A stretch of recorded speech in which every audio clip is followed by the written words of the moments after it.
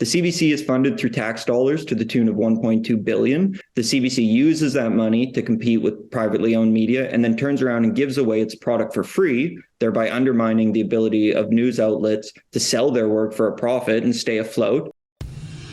Hi, folks. I'm Jay Goldberg, the Ontario Director here at the Canadian Taxpayers Federation. I am joined by my friend and new colleague, Ryan Thorpe, who is our investigative journalist, who's been doing some great work uncovering some real nonsense coming out of the CBC. Ryan, great to have you here. Yet another story you've dug up about the CBC. Why don't you explain to our supporters what the latest is that you found? For sure. Thanks, Jay. So thanks to some internal CBC documents that we were able to get our hands on through a series of access to information requests, we now know that the number of CBC employees making six-figure salaries has more than doubled since Prime Minister Justin Trudeau came to power in 2015. So let me break down those numbers for you. So in the 2015-2016 fiscal year, there were 438 CBC employees making more than $100,000 annually for a total cost to taxpayers of about $59.5 million. By 2021-22, there was 949 CBC employees making more than $100,000 per year for a total cost to taxpayers of $119.5 million. And when we take a closer look at those numbers, it's also clear that the growth didn't stop during the COVID-19 pandemic. So the number of CBC employees making six figures annually rose by 14% and 13% in 2020 and 2021, respectively. So that means there are now 220 more CBC employees earning six figures than there were before the pandemic. Folks, I don't know about you, but this makes my blood boil. And, and I'm sure it's really riling up our friend Chris Sims, who's been leading our campaign to get rid of the CBC, or at very least defund it. Times were tough for so many of us throughout the pandemic, the last few years, but it really seems like it was a tale of two pandemics. We say that a lot, but a tale on the one hand that Canadians were suffering through job losses and lockdowns, and on the other hand, some working for the government just really lucked out. And it seems that CBC employees are definitely in that group.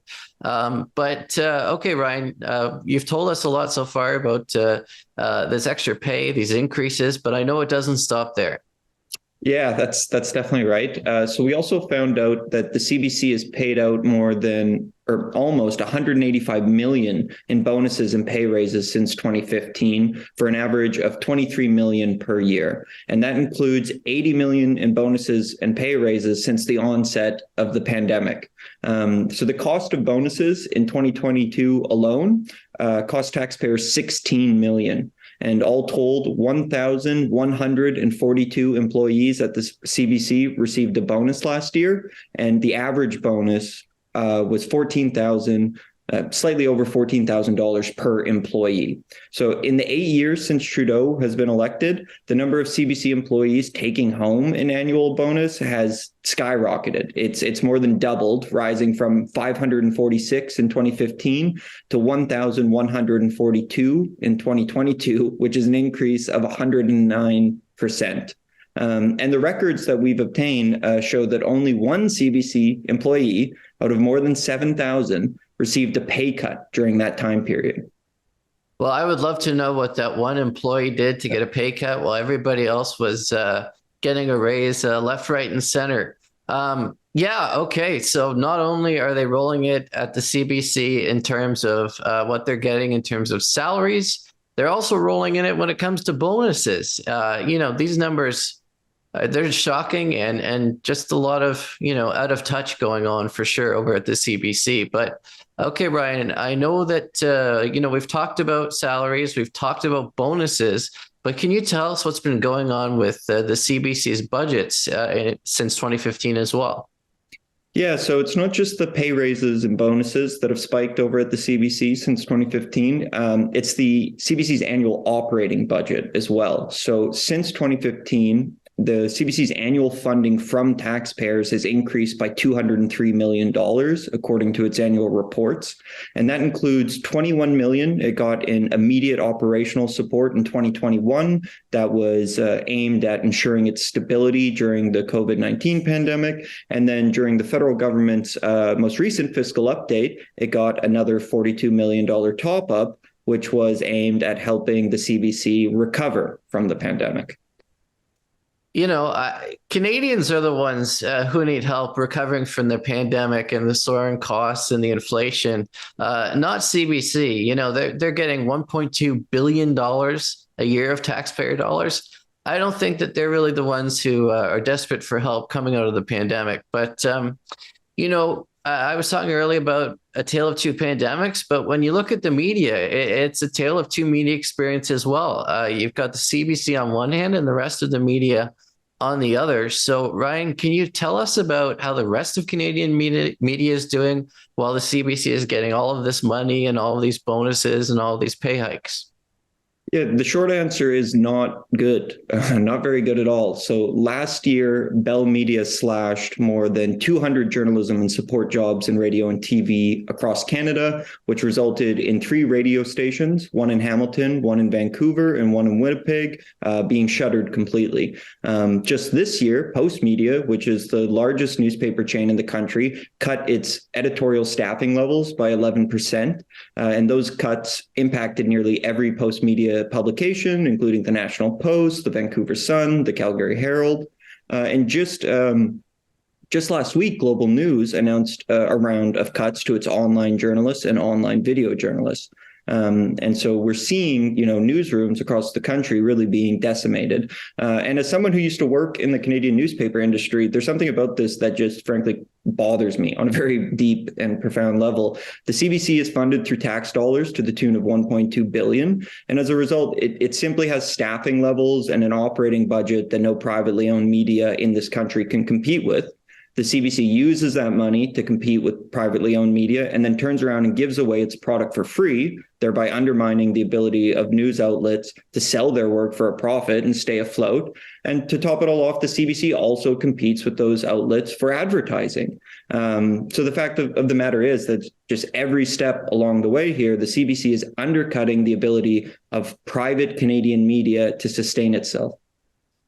Okay, so Ryan, I know you got all of this from access to information requests, but given that the CBC is completely funded by taxpayers, that we're spending $1.2 billion a year on it, shouldn't they just have to proactively disclose how much they're paying to staff?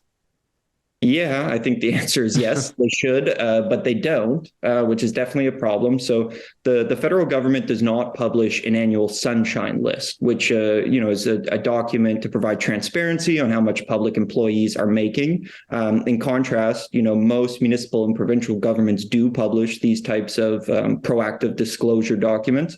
So that means the only way for us to know how much the CBC is, handing out in bonuses and pay raises or how much employees are making is to file access to information requests. But the fact of the matter is the lack of transparency doesn't stop there. So while I was digging into this story, I came across a 2020 research paper from the Forum for Research and Policy and Communications, and they had taken a look at every available CBC annual report from 1937 to 2019. And they concluded that the CBC's annual reports provide little objective information about the fulfillment of its mandate, as well as little consistent historical financial information, which makes tracking how much money it's gotten from taxpayers over the decades quite difficult. And this is a direct quote from that report. CBC today provides little, if any, detailed information about the availability of its services in Canada and their use by the public, or about the programming that it produces each year. So not only does the CBC not publish a sunshine list, but there are significant issues with the annual reports that it does publish, which makes keeping an eye on, what it's up to and how it's spending our money more difficult than it needs to be. And one thing I would just add very quickly here is that I think that this lack of transparency underlines the importance of organizations like the CTF and the work that we're doing here, using that access to information system to get the documents and the information that, quite frankly, Canadians have every right to know about. You're exactly right. Canadians should know. It should be proactively disclosed.